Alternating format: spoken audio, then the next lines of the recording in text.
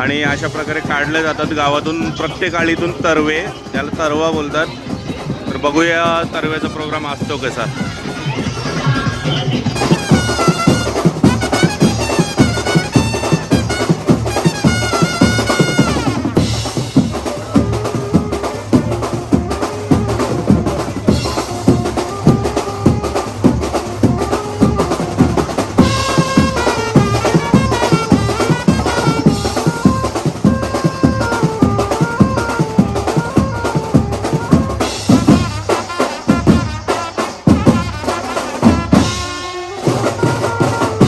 समोरच बघू शकता माता शीतला देवी माता मंदिर. तर इथे आता देवीचं दर्शन होईल. सर्व तरवे इथे देवीचं दर्शन घेतील आणि सर्व दर्शन घेऊन आता जागृतेश्वर शिवमंदिरला पुन्हा जातील. तर हा व्हिडिओ खूप छान होणार आहे. बघा तुम्ही वाशीगावची परंपरा, तरव्याची प्रथा.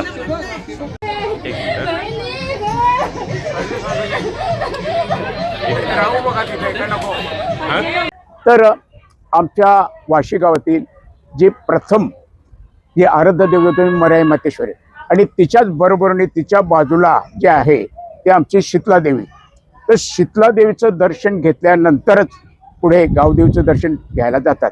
आणि ही जी परंपरा आहे आमच्या वाशी गावात दरवर्षी यात्रा असते आणि यात्रेच्या पहिल्या दिवशी साधारण दुपारी 12 वाजता प्रत्येक घरातून दर्शन येतात. परंतु ज्याच्या मुलाला किंवा लहान मोठ्यांना सुद्धा जर देवी निघाली असतील वर्षभरात तर तिचा नवस असतो. आपण बोलतो बाया आल्या आम्ही ते ना, हा देवी जे अंगावर देवी आपण बाया आल्या त्याला बाया म्हणजे अंगात येणे, देवी म्हणजे त्या अंगावर येणे.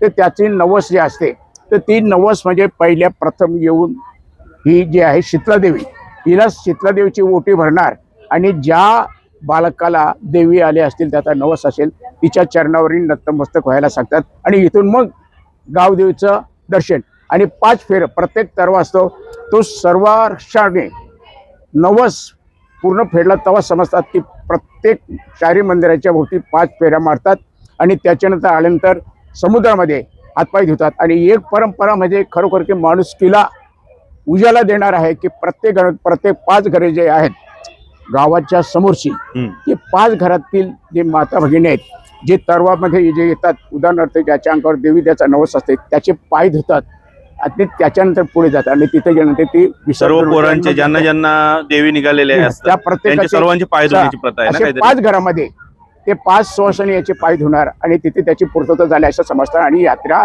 सर्व दाखवू बाबा आपण या व्हिडिओमध्ये. आणि आता पोहोचतोय आपण जागृतेश्वर शिव मंदिर.